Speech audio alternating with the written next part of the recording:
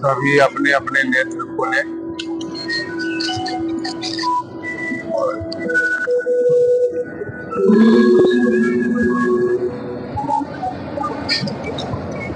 जय श्री कृष्ण।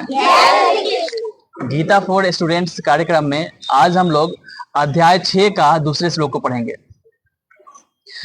यम संन्यास समिति प्राहुर यम सन्यासी समिति प्राहुर योगम तम वृद्धि पांडव योगम तम वृद्धि पांडव यम संन्यास समिति प्राहुर यम सन्यास समिति प्राहुर योगम तम वृद्धि पांडव योगम तम विधि पांडव न हास्य सन्य संकल्पो न हास्यन्य संकल्पो योगी भवति कंचन योगी भवति कश्चन।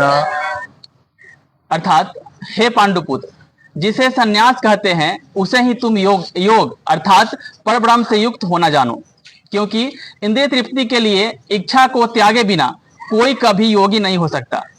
आज का यह श्लोक विद्यार्थियों के लिए कैसे लाभप्रद होगा, अनिल सर बताएंगे। सबसे पहले तो ये गीता जी का जो श्लोक है, यह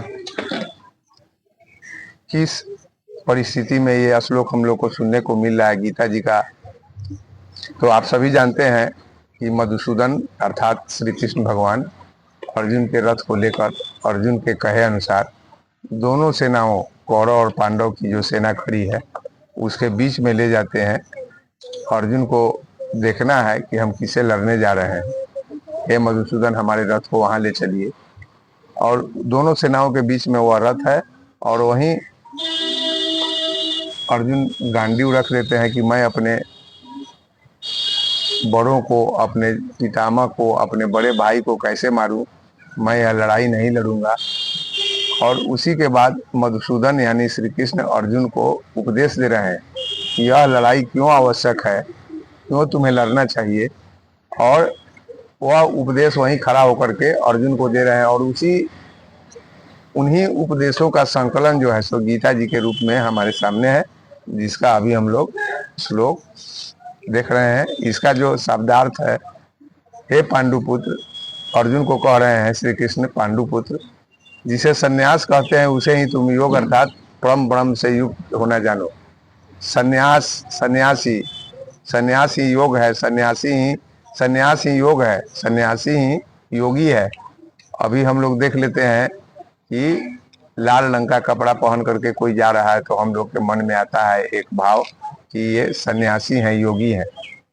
ठीक है, उस वस्त्र का आदर हम करते हैं, क्योंकि सन्यासी और योगी का वस्त्र जो है सो गिरुआ होता है, और उसी को देख करके हम लोग आदर करते हैं, सन्यासी का आदर करते हैं। उनमें सन्यासी का आचरण है या नहीं, योगी का आचरण है या नहीं, हम नहीं जानते हैं। हम लोग केवल वस्त्र, हमारा धर्म ग्रंथ भी कहता है कि सन्यासी का आकार प्रकार किसी रूप में आपके सामने आवे तो आप अपना कर्म कीजिए, आदर करिए। वो क्या कर रहे हैं उनको छोड़िए। तो हम अगर जो जिनको लाल गेरुआ वस्त्र पहने हुए देखते हैं वह अपने कर्म से भी सन्यासी हो, ये कोई जरूरी नहीं है। योगी हो, ये कोई जरूरी नहीं है। योगी और सन्यासी वही होगा जो अपने इंद्रियों को अपने बस में रखता हो। ऐसा नहीं कि अपने इंद्रियों को तृप्त करने के लिए काम करता हो, वैसा आदमी सन्यासी नहीं हो सकता है। जैसे अब हमारी जिह्वा, हमारी इंद्रियां, जिह्वा है इंद्रिय। अब हमारा मन हमेशा हम काम करते हैं, इसलिए कि आज हम काम करेंगे तो हमको खूब मिठाई खाना है, हमको खूब जो है सो कि टॉफी खाना है, रसगुल्ला खाना है। तो ये सन्यासी का लक्षण नहीं है।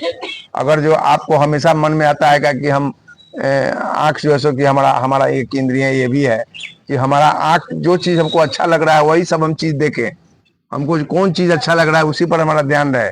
सन्यासी हर परिस्थिति में समभाव रहते हैं, हर हमेशा उनका भाव जो है सो कि एकदम समभाव, बराबर भाव में रहते हैं, न दुख न सुख, एकदम हमेशा जो है सो कि अपने कर्तव्य के प्रति हमेशा अच्छे में भी बुरा और बुरे में भी अच्छा खोजते रहते हैं। हम लोग इसी गीता जी के श्लोक में यह जान चुके हैं कि सन्यासी वह होते हैं जो अच्छाई में बुराई, कहने का मतलब सारे चीज अच्छे नहीं है, हो सकता है कि उसकी मात्रा अधिक हो, लेकिन उसमें भी कहीं कोई दाग है तो सन्यासी उसको भी परख लेते हैं और उससे भी दूर रहना चाहते हैं। और कहीं पर खराबी है, आपको लग रहा है कि यहाँ ज्यादा तो गलत हो रहा है, लेकिन सन्यासी को पता है कि इसमें भी कहीं ना कहीं कुछ अच्छाई है, उस अच्छाई को निकालते हैं।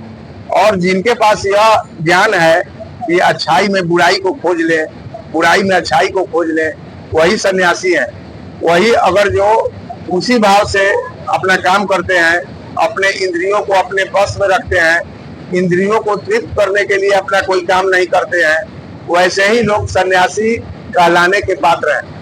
अब विद्यार्थी इसको कैसे इसका लाभ उठा सकते हैं, तो मेरे अल्प बुद्धि में तो यही समझ में आ रहा है कि विद्या अर्जन का जो काल है यह भी योगी का काल है। आप लोग भी योगी हैं, आप कर्म योगी हैं। आप अपने आप को मामूली मत समझिए। आप ही में से विवेकानंद बने थे, आप ही में से अरुणी बना था, आप ही में से बड़े बड़े दयानंद सरस्वती बने थे, आप ही की उम्र के वो भी थे। लेकिन आप जो विद्यार्जन का काल होता है वह कर्मयोगी का काल है। आप योगी की तरह, आपको भी कुछ नहीं नजर आना चाहिए, अपने कर्तव्य पर ध्यान रखिए। आप अपने साथियों के साथ हैं, आपको लग रहा है कि नहीं इसमें सभी हमारे अच्छे अच्छे दोस्त हैं, लेकिन आपको यह पहचान होनी चाहिए कि नहीं इसमें एक मेरा जो साथी बैठा हुआ है वह हमको पथ से डिगाने वाला साथी है। उसका बात हमेशा हम देखते हैं कि वो हमको बहकाने की तरफ ले जाता है। तो वैसे लोगों को पहचानिए, उससे सतर्क रहिए, यही योगी का लक्षण है। और जब आप इस तरीका से सतर्क रहिएगा और सतर्क रह करके पढ़िएगा तो आप ज्यादा विद्यार्जन करिएगा। आप सही में जो है सो कि आज क्या है, आप जो हम सभी जो है सो कि हमेशा मोबाइल देखते रहते हैं। आप सभी लोग इस बात को सुनिएगा, मोबाइल को देखते हैं, मोबाइल में जो नॉलेज बढ़ाने का जो चीज है उस चीज को देखिए। अभी हम लोग बात किए कि सभी अच्छे चीजों में बुरा भी चीज है और सभी बुरे चीजों में कहीं ना कहीं अच्छाई भी है, उसको पहचानने का प्रयास कीजिए।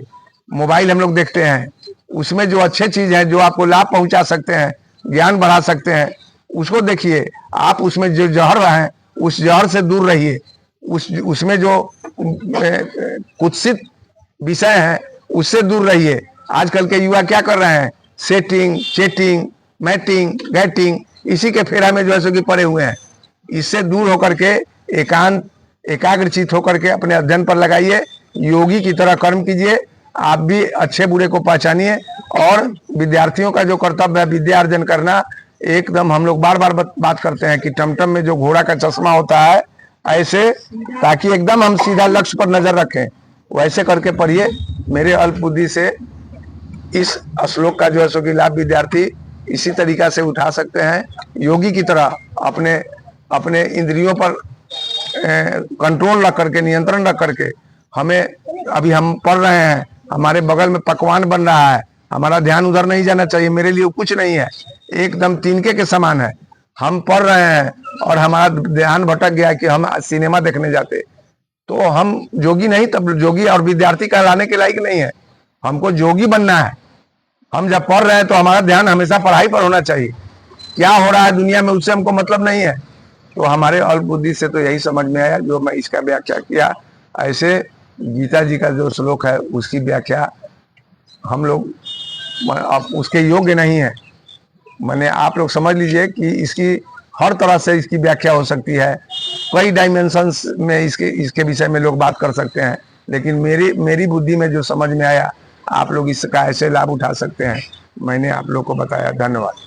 अति सुंदर व्याख्या किया गया सर के द्वारा। और भी कोई लोग अगर बोलना चाहे तो बोल सकते हैं।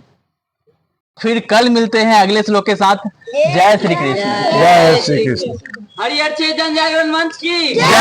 हरिहर क्षेत्र जन जागरण मंच की जय। हरिहर क्षेत्र जन जागरण मंच की जय। हो गया। अब आप लोग बैठे रहिएगा।